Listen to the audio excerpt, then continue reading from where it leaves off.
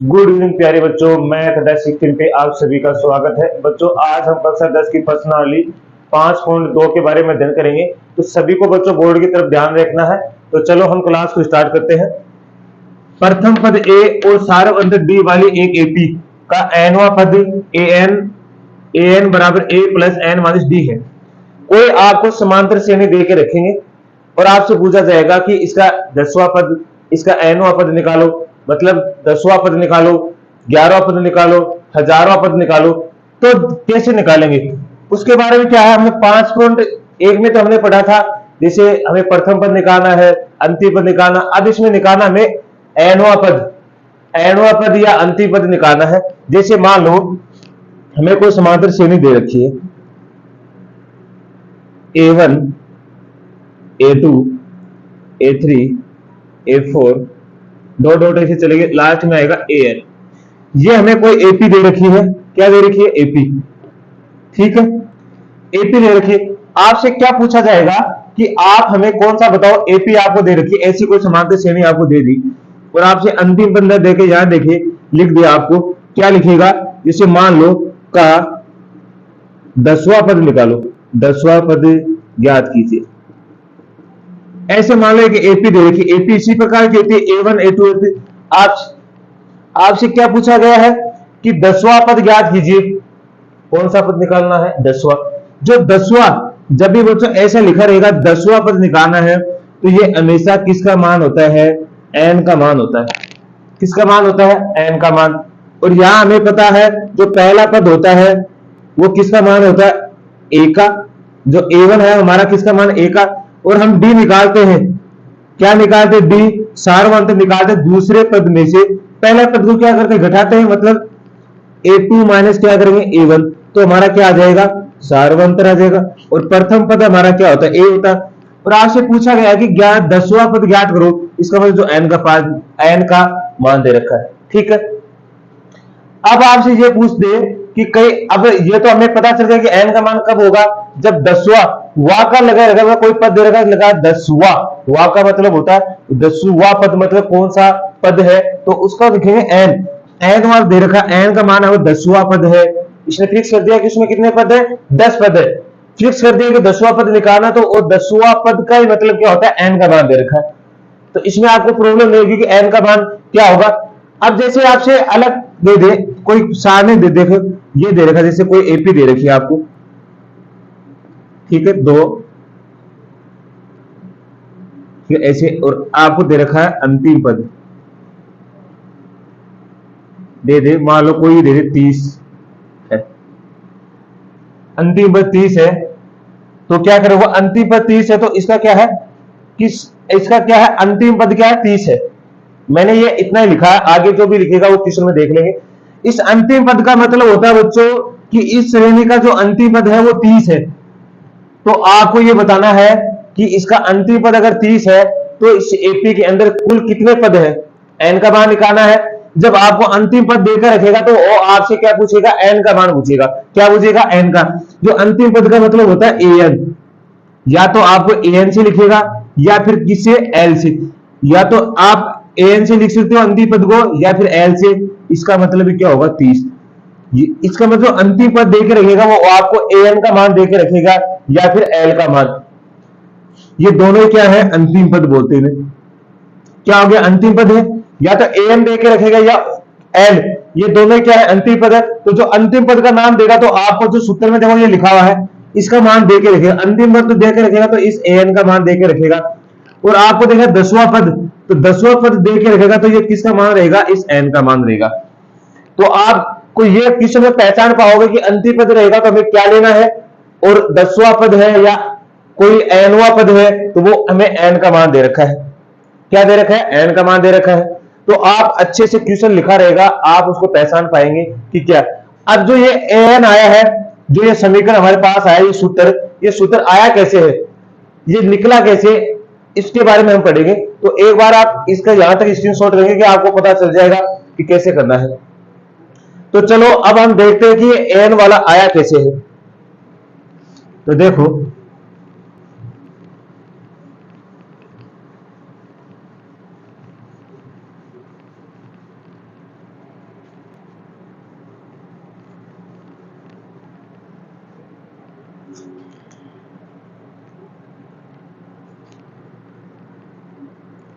जो हमारी समांतर श्रेणी बनती है बच्चों, देखो ये वाली, ये 4 मैंने लिखा ऐसे 2 डॉट लिख दिया, और यहाँ जो भी लिखा मैंने कोई अंतिम पद लिख दिया, जैसे लिख दिया अंतिम पद, कुछ भी लिख दिया, जैसे 25 है, ठीक है।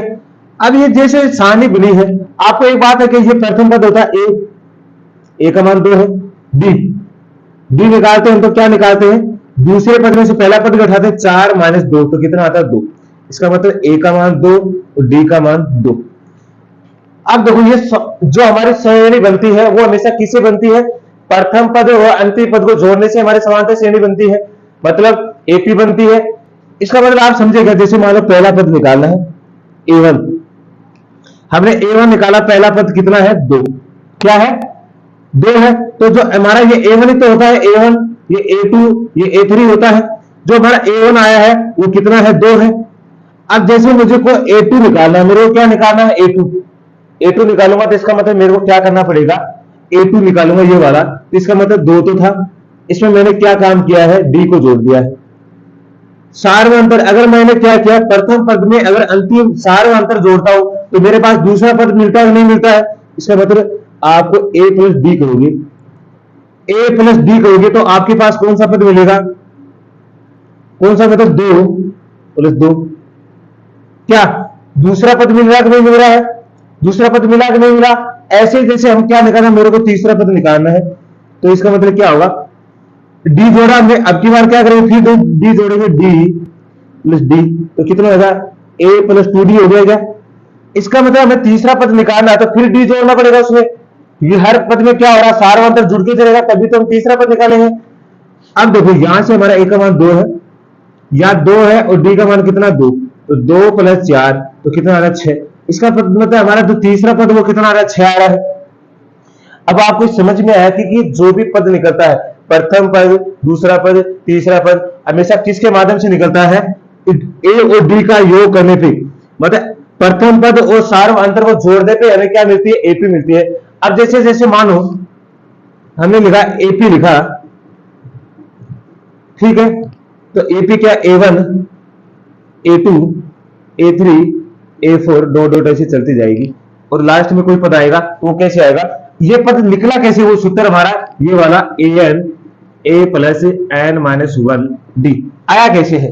तो ये देखो, आपको एक बात देखो, यहां से क्या हो रहा है, हमने पद तो कितना लिया है 3, और आ कितना आ रहा है 2, कितना आ रहा है 2, तो देखो A1 निकालते हैं, हम क्या निकालते हैं A1 निकालते, तो मैं A1 जो क्या पद होता है, A1 होता है वो हमारा A का मान होता है, A1 होता है वो किसका मान होता है, A का मान होता है, और A2 होता है वो बच्चों किसका मान होता है, A2, मतलब A जोड़ेंगे और D जोड़ेंगे तभी तो हमें A2 मिलेगा, कि दूसरा पद मिलेगा। किन किन को जोड़ने में बनता है, प्रथम पद और अंतिम पद को जोड़ने के लिए दूसरा पद मिलता है, मिलता है। यहां देखो हमने प्रथम को और हमारे जो सार्वंतर है, सॉरी ये सार्वंतर, प्रथम पद और सार्वंतर को जोड़ेंगे तो हमें दूसरा पद मिलेगा। देखो मिला, दूसरा पद 4 था और हमारे पास है, हमने प्रथम पद A और सार्वंतर D को जोड़ा तो हमें दूसरा पद मिल गया। ऐसे प्रथम पद था A और सार्वंतर, फिर इसमें D जोड़ा तो हमें तीसरा पद मिल गया। ऐसे देखो, अब देखो फिर क्या करना पड़ेगा, हमें तीसरा पद निकालना, तो क्या करना है, A D है, फिर D जुड़ता चलेगा, तो इसका मतलब क्या होगा, A + 2D हुआ गया। ऐसे अगर हम चौथा पद निकालेंगे तो क्या होगा, A + D, इसमें D + D, क्योंकि D जुड़ता जाएगा, हर पद में D जुड़ेगा तभी तो हमें अगला पद निकलेगा। तो इसका मतलब ये क्या, A + 3D हुआ कि नहीं हुआ। ऐसे जैसे डॉट डॉट चलते चलते हमें क्या निकालना, A1 वाला पद, क्या निकालना, A1 पद निकालना। तो A1 वाला पद देखो कैसे, अब आप देखो एक बात देखो, A2 लिखा है कि नहीं है, A2 है तो 2 पद निकालना हमें। यहां देखो इसका गुणांक क्या है, 1 लिख लेंगे, इसका 2 हो गया, इसका 3। अब यहां हम या 0 D लिख सकते हैं क्या, इसके हिसाब से देखो D चल रहा है, हर के अंदर क्या है, सार्वंतर जुड़ के चल रहा है, या 0 D लिख दिया तो कोई फर्क पड़ेगा नहीं। अब यहां देखो पहले 1 था, दूसरा पद लिया तो हमारा D का मान कितना 1 आया है, तीसरा पद लिया तो हमारा D का मान कितना है, D के गुणांक में कितना है 2, 1 कम होके चल रहा है। जैसे हमने चौथा पद लिया है, इसका मतलब D के गुणांक में कितना है 3, कितना आया है 3। ऐसे हमें AN निकालेंगे, तो A तो सभी के साथ चल रहा है, नहीं चल रहा है, सभी के साथ चल रहा है। और जो ये वाला पद हम निकाल रहे हैं 4 है तो इससे एक कम लेके चल रहे हैं, क्या लेके, एक कम लेके, और उसको किससे गुणा कर रहे हैं, डी से गुणा कर रहे हैं। इसका मतलब इस एन है, इससे हमें क्या करना है, एक कम लेके चलना है, तो क्या लिखेंगे, N minus one. N minus one हो गया, क्योंकि एन में वन का था तो एक कम हो गया, और किससे गुणा करें इसको, डी से करेंगे, डी से नहीं करें। इसका मतलब ये ऐसे हमारा सूत्र निकल के आता है। अंतिम पर जो ए एन निकालेंगे, तो ए एन निकालेंगे तो ए तो सभी के साथ जुड़ के चल रहा है, क्योंकि जब हम समांतर श्रेणी बनाएंगे तो ए और सारे अंतर दोनों को जोड़ के तो क्या बनेगी, एपी बनेगी। इसका मतलब ये हुआ कि जो ए एन निकाला हमने, तो ए प्लस ए तो आएगा, और जो ए कम होके चल रहा है, देखो अगला हमें चौथा पद निकालना, तो हमें क्या आएगा, ए प्लस थ्री डी आएगा, मतलब ए कम होके ए प्लस फोर के हिसाब में कितना लेंगे, थ्री डी। ऐसे तो हमने तीसरा निकाला है, तो क्या आएगा, ए प्लस टू डी। ऐसे हम ए एन वाला निकालेंगे तो क्या होगा, ए प्लस, इसे ए कम होगा, एन माइनस वन, और किससे गुणा हो जाएगा, डी से। तो ऐसे हमारा क्या निकल के आता है बच्चों, हमारा ए एन वाला सूत्र क्या निकल के आता है, एनवा। इससे क्या निकालेंगे हम, जब भी क्या है प्रथम पद और सार्वंतर हमें देगा, तो एपी का एनवा पद कैसे निकालेंगे, इस सूत्र से। तो हमारा एपी का जो एनवा पद है वो क्या निकल के आया है, a plus n minus D. एनवा पद क्या निकल के आया है, एनवा, ए प्लस एन माइनस डी। तो आपको समझ में आया होगा कि सूत्र हम कैसे बनता है, ये कैसे बना है सूत्र, तो आपके अच्छे से समझ में आया होगा।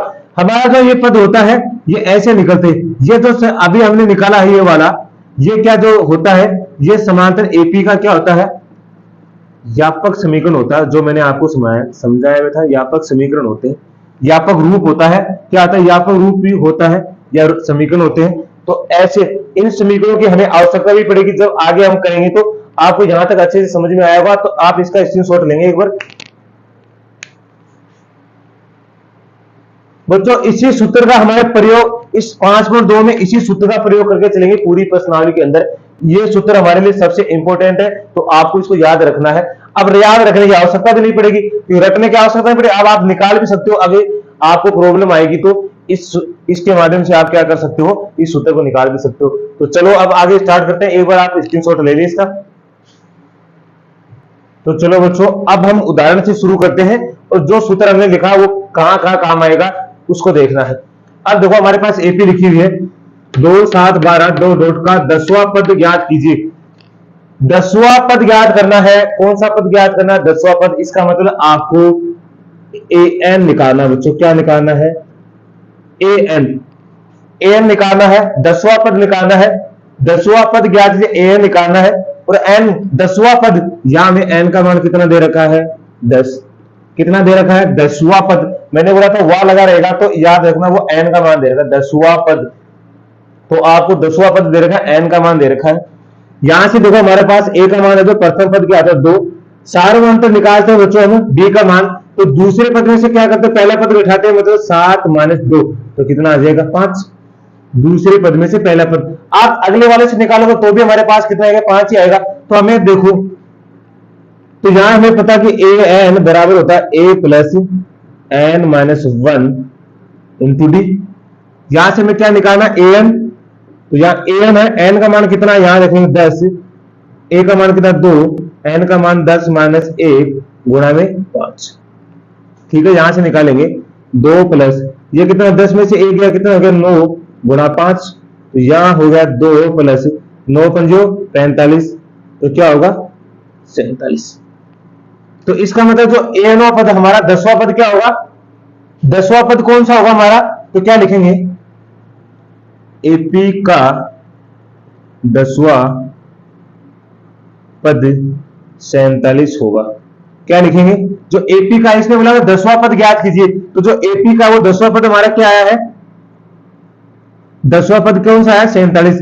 मतलब आपका जो ए एन का मान आया है वो कितना है बच्चों, क्या आया है 47। इसका मतलब जो एपी का है वो 10वां पद कौन सा होगा, 47 होगा। आप निकाल भी सकते हो 10वां पद, इसमें जोड़ते चलो 5 और 10वें नंबर पे देख लेना कौन सा आता है, आसानी से कौन सा आएगा, 47वां ही आएगा। तो आपको इस क्वेश्चन में कोई प्रॉब्लम नहीं होगी कि जब हमें ऐसा क्वेश्चन दे के रखेगा तो आपको पहले ये पता लगाना कि हमें पूछा क्या जा रहा है। तो यह 10वां पद आपको दे रखा है, एन है, इसमें 10वां पद ज्ञात कीजिए। इसका मतलब ए एन निकालना आपको, यहां हमें समांतर श्रेणी दे रखी, यहां से ए और डी का मान निकालिया, सूत्र में रखेंगे, और जो पद हमारे पास आया है वो कौन सा आ गया, एपी का 10वां पद आएगा। ठीक है, तो आप इसका स्क्रीनशॉट लेंगे। तो बच्चों अगला क्वेश्चन देखिए, उदाहरण नंबर 4, एपी दे रखे में 21, 18, 15 का कौन सा पद। अब देखो कौन सा पद 81 है, तो बच्चों कौन सा पद 81 है, इसका मतलब ये हमें an का मान दे रखा है।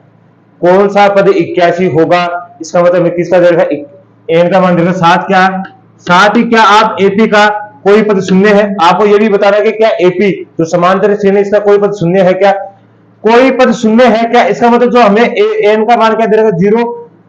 संस्कारण उत्तर दीजिए, आपको उत्तर बताना। तो इसमें देखो क्या क्या दे रखा हमें वो लिखेंगे। हमें यहाँ क्या दे रखा है बच्चों, एन का मान कितना दे रखा है, -81। तो दूसरा और क्या दे रखा है, एन मतलब एन का मान क्या दे रखा है, 0। दो दे रखा है हमें। एक तो यहां तक हमारा क्वेश्चन शुरू हुआ, और दूसरा यहां से कि एपी का कौन सा पद, ये जब कोई पद शून्य है क्या, कोई पद या कौन सा पद शून्य है, तो याद रखना वो एन का ही मान दे रखा है हमें, क्या दे रखा है, 0। एक दे रखा 81, यहां से हम क्या निकालेंगे, ए का पद ए निकालेंगे तो क्या होगा, ए है 81, डी का मान निकालेंगे तो दूसरे पद में से पहला पद घटाएंगे, 18 माइनस 81 तो कितना है, -3। ठीक है, अब क्या करना हमें, हमें निकालना सूत्र के माध्यम से an बराबर a plus n minus 1 d। इसका मतलब आप समझे कौन सा पद 81 है, आपको n का मान बताना है। किसका मान बताना बच्चों, n का मान बताओ कि इसमें कौन सा पद है जो 81 है, क्या बताना है, n का मान बताना है। तो देखो यहां से हमें क्या रखना है, an का मान कितना हमारे पास, पहले का देखेंगे तो ये माइनस के 81 plus a plus n, a का मान कितना हमारे पास 21, n का मान नहीं भाई ये तो हमें निकालना है, और d का मान कितना है, -3। तो यहां से क्या आएगा, माइनस के 81, 21 तो ऐसे कैसे अंदर गुणा करो इस माइनस की, ये माइनस इसके पास जाएगा तो -3, और इस माइनस से गुणा हो तो +3 हो गया। ठीक है, जैसे यहां हम करेंगे -81 प्लस के 21 प्लस माइनस, तो माइनस के कितना होगा, 3n प्लस प्लस क्या होगा, 3। अब यहां से देखो 21 है और प्लस के 3 है तो कितने हो जाएंगे, प्लस के 24 माइनस के 3n। अब क्या करेंगे, इस 3n को तो इधर लेकर आएंगे इसकी तरफ, तो ये माइनस इधर तो आ जाएगा प्लस का, ये माइनस का उधर जाएगा तो किसमें हो जाएगा, प्लस में। तो 3n बराबर 24 प्लस क्या हो जाएंगे 81, यहां से होगा 3n बराबर 24 और 81 कितने हैं, 1 और 4 कितने, 5 और 8 2 कितने, 10, 105। यहां से हम n का मान निकालेंगे तो n बराबर, ये देखो गुणा में किसके, इसके नीचे जाए किसमें जाए, भाग में, तो 105/3, तो काटेंगे तो 3 तिया 9, 1 बच गया, और 3 पंजे 15। तो जो हमारा n का मान आया बच्चों वो कितना आया है, 35। क्या n का मान 35 आया। इसका मतलब जो हमारा एपी का 81वां पद क्या होगा, एपी का 81वां पद क्या होगा, 35 होगा। क्या होगा, तो क्या लिखेंगे, एपी का -81 क्या लिखेंगे हम, 35। यहां से लिखेंगे जो कौन सा पद है, यहां से लिखेंगे एपी का 35वां पद -81 होगा। तो इसने ये पूछा है कि बताओ जो एपी का है, जो कौन सा पद 81 है, मैं जो एपी का है वो कौन सा पद 81 है, तो हमने बता दें एपी का 35वां पद है वो क्या आएगा, -81 होगा। ये आपको अच्छे समझिए। अब दूसरा पद निकालो, यहां से हम क्या करें, दूसरा अब की बार हमारा an का मान कितना है, 0, तो a plus n minus 1 b। तो अब की बार क्या करेंगे, a का मान हमारे पास 0 है, a का मान वही 21 है, n का मान हमें निकालना है, b का मान वही हमारे पास -3 है। तो 0 बराबर 21, ये अंदर गुना होगा तो -3 n प्लस के 3, जो अभी हमने यहां किया है। अब जैसे इसको बाहर निकालेंगे 0 बराबर 21, तो ये माइनस का 3n प्लस के 3, तो जुड़ के कितना हो जाएगा बच्चों, कितना हो जाएगा ये हमारे पास, 0 बराबर 21 और 3 कितना होगा, 24 -3n। अब देखो इस -3n को इस 0 के पास लाएंगे तो ये इधर माइनस का इधर किसमें आ जाएगा, प्लस में, तो 3n बराबर 24, और यहां से हम n का मान निकालेंगे तो क्या होगा, 3 गुणा में किसमें भाग में 24/3, तो कितना हो जाएगा 8, ये 24 8 पर कट गया, यहां से n का मान क्या आ गया, 8। तो क्या लिखेंगे, यहां लिखेंगे एपी का 8वां पद 0 होगा। तो कौन सा पद है जो एपी का शून्य होगा? तो जो एपी का 8वां, एन का मान आ गया, एन का मान ही हमारा क्या था, पद होता है, तो एपी का 8वां पद शून्य होगा। तो कौन सा पद होगा? एपी का 8वां पद शून्य होगा। तो आपको अच्छे से समझ में आया होगा बच्चों, ये वाला इधर वाला है, इसका तो ये हो गया और इस वाला का ये हो गया। तो दोनों हमने दोनों क्वेश्चन हल कर दिए हैं, तो आपको कोई प्रॉब्लम नहीं होगी। और प्रॉब्लम है तो एक बार आप क्लास को रिवाइज करके देख लेना, तो आपको बिल्कुल प्रॉब्लम नहीं आएगी। तो स्क्रीनशॉट लेंगे इसका। तो चलो बच्चों अगला उदाहरण देखिए, बहुत ही आसान क्वेश्चन है, देखो तो कैसे होगा क्वेश्चन। वह एपी निर्धारण कीजिए, हमें एपी निकालना है, समांतर श्रेणी बताना है, और क्या जिसका तीसरा पद 5 है और 7वां पद क्या है? 9 है। अब तीसरा पद ये होता है क्या? A1 A2 A3 A4 ऐसे। तो मतलब ये पहला पद, ये दूसरा, ये तीसरा, ये चौथा, एपी हमारी यही वाली होती है कि नहीं होती है? एपी इसी पद रूप में तो चलती है, A1 A2 A3। इसने बोला तीसरा पद कौन सा है? ये वाला, मतलब A3 आपको कितना दे रखा है बच्चों? 5।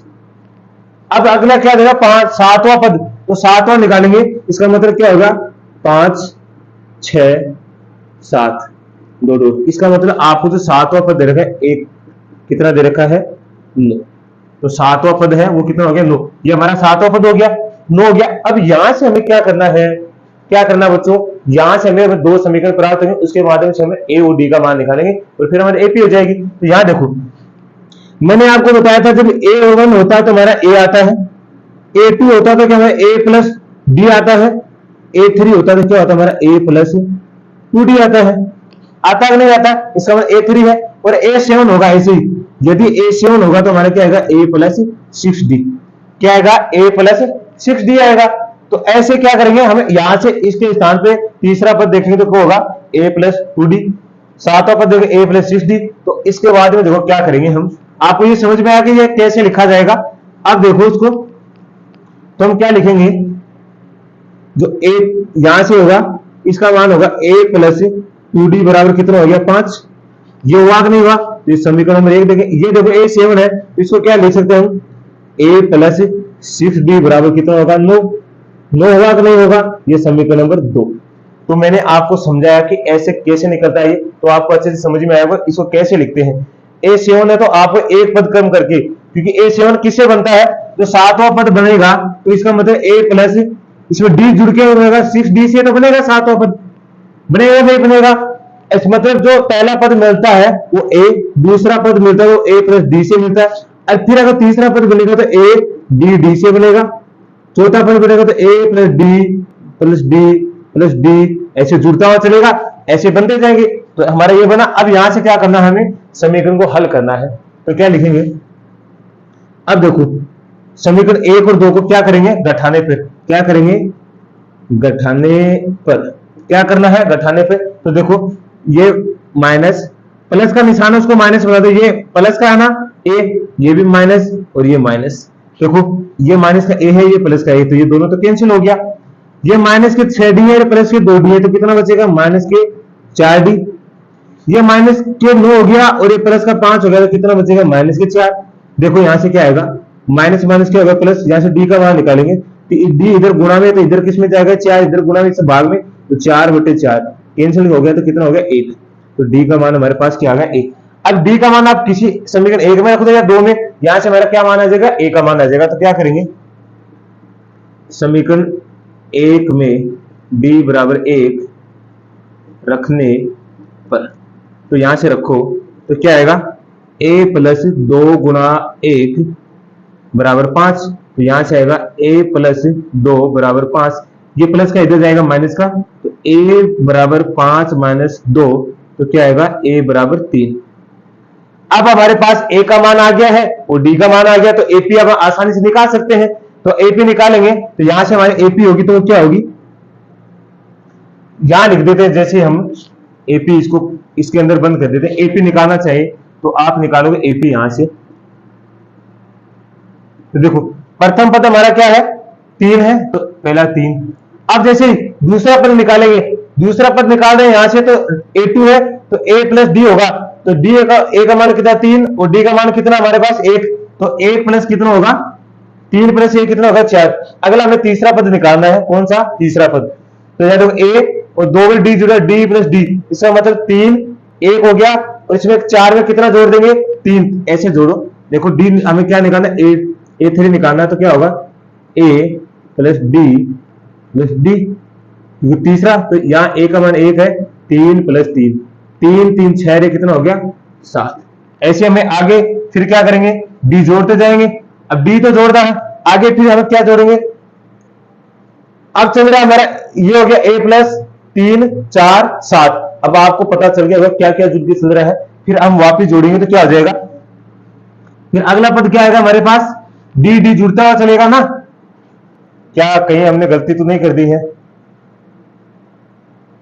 1 ए का मान आ गया, फिर 4 आ गया, यहां क्या आएगा, अब देखो यहां एक बार देखना है, इसका मतलब हमारा तीसरा पद निकालना हमें कौन सा ए3। ए3 क्या है, a plus d plus D, तो ए का मान तो 3 है, ठीक है, तो डी का मान क्या होगा हमारे पास 1 प्लस 1, तो कितना हो जाएगा 5, तो हमारे कितना आएगा 5। और ये वाला कितना है हमारे पास 3, ए2 क्या है 3 प्लस 1 4 आ गया, 3 4 5।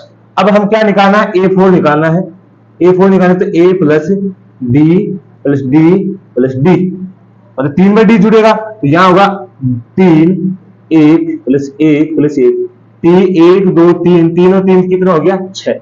ऐसे हमारी एपी आएगी। तो हमारे एपी क्या निकल के आई बच्चों, आपको समझ में आया होगा एपी क्या निकली है 3 4 5 6।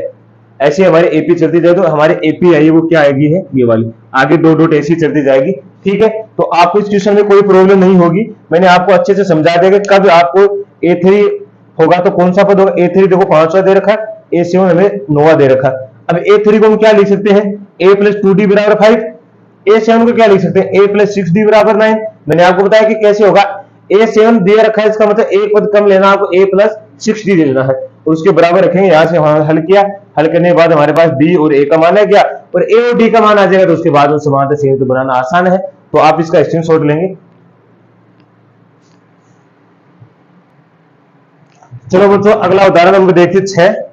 क्या संख्याओं की सूची 5 11 17 23 का कोई पद 301 है, और है तो क्यों है और नहीं है तो क्यों नहीं है। या देखो हमें समांतर श्रेणी दे रखी है, इसका कोई पद 301 है कि ये बताना है, क्या इस समांतर श्रेणी में कोई 301 पद है या फिर ये पहले समाप्त हो गई है, ये देखना है। बच्चों एक बात और ध्यान से, ये मैंने आपको बताई नहीं है, यदि n का मान धनात्मक होता है, क्या धनात्मक, n का मान अगर धनात्मक होगा तभी वो पद उस श्रेणी के अंदर होगा। अगर ऋणात्मक आता है या फिर दशमलव पॉइंटों के रूप में आता है तो वो पद कभी भी समांतर श्रेणी में नहीं होगा। क्यों कि यदि n का मान माइनस आ गया, -2 आ गया, तो कोई पद माइनस में थोड़ी हो सकता है, ये से थोड़ी दिखे कोई वो -10वां पद है, माइनस में कभी भी n का मान नहीं होता है। और ऐसे आगे जैसे 1.5 कोई पद आधा थोड़ी डेढ़ थोड़ी हो सकता है। जैसे आपकी मानो कोई आपको मैंने जैसे आपको कोई क्या दिया 10 रुपए दिए और आपसे मैंने कहा कि आपको मैंने माइनस के 10 रुपए दिए हैं, तो माइनस में पैसे थोड़े दिए जाते हैं, तो माइनस में n का मान हो कभी माइनस में नहीं होता। ऐसे मैंने बोल दिया कि मैं आपको 1.5 रुपए दिया है, तो 1 रुपये 50 पैसे थोड़ी देते, क्योंकि 50 रुपए तो चलते नहीं है आजकल। इसका मतलब क्या है, जो पॉइंटों में आएगा ना उसका कोई भी वैल्यू नहीं रहेगी, वो पद ही समांतर श्रेणी में नहीं होगा। माइनस में होगा तो वो भी पद क्या नहीं होगा, समांतर श्रेणी में नहीं होगा। यदि n का मान हमारा माइनस में आ जाता है या पॉइंट में आ जाता है तो वो पद कभी भी इसमें नहीं रहेगा, इस समांतर श्रेणी में नहीं होगा। तो देखो अब इसमें ये अगर धनात्मक आता तो ये पद इस समांतर श्रेणी में है, और यदि ऋणात्मक या n का मान यदि धनात्मक आता है तो ये पद इस समांतर श्रेणी में है, यदि ऋणात्मक आता है या फिर पॉइंटों में आता है तो ये पद 301 पद इस समांतर श्रेणी में नहीं है। तो देखो या an का मान क्या, कोई पद 301 है, इसका मतलब हमें an का मान दे रखा है 301, यहां से हमें a का मान कितना दे रखा है 5 इस समय समांतर श्रेणी में, और यहां से हमें d का मान निकालेंगे तो क्या करेंगे, दूसरे पद में पहला पद, तो 11 - 5 कितना आ जाएगा 6। अब देखो हमें निकालना है, तो देखेंगे an बराबर a plus n minus 1 d। तो यहां से हम मान रखेंगे, अब इसके अंदर मान रखो आप, तो यहां से मान रखेंगे तो हमारे an का मान कितना हमारे पास 301, a का मान कितना है 5, n का मान तो निकालना है और d का मान कितना है 6। तो अंदर करो इसको, तो 301 बराबर 5 प्लस अंदर गुना होगा तो 6n माइनस के 6, ये माइनस के 6 ये प्लस के 5 है तो कितना बचेगा यहाँ से 301 बराबर माइनस के 1 प्लस 6n, ये बचेगा। अब माइनस को 1 इधर है, माइनस का इधर भेजेंगे तो प्लस में हो जाएगा, तो क्या आएगा यहाँ से 6n बराबर 301 प्लस 1 और यहां से आएगा 6n बराबर 302। हमें किसका मान निकालना है इस n का, तो इधर भेजेंगे गुना में 6, इधर किसमें जाए भाग में, तो n बराबर 302/6। अब आप देखो ये 2 से कट रहा है तो इसको काटो, 3 बार कटा, इसको काटेंगे तो कितनी बार कटेगा ये 15 बार, और 2 कितनी बार कटेगा 1 बार। तो हमारे पास जो n का मान आया वो कितना है 151/3। अब देखो क्या ये 151/3 3 से पूरा पूरा कटता है क्या, नहीं कटेगा, ये भिन्न के रूप में रहेगा। आप देख लो, जहां भाग देख लो आप 3, तो 3 पंजो 15, 15 से 15 गया तो क्या होगा 0। अब 1 उतारेंगे, 1 में आप भाग जाएगा नहीं, हम पॉइंट लगाएंगे और 0 हो जाएगा 3 3 9। अब इसका मतलब पॉइंट में आ गया क्या, और पॉइंट में आते ही मैंने क्या बोला था आपसे कि पॉइंट में या माइनस में आ जाएगा तो वो पद कभी भी समांतर श्रेणी का पद नहीं होगा। इसका मतलब क्या लिखेंगे,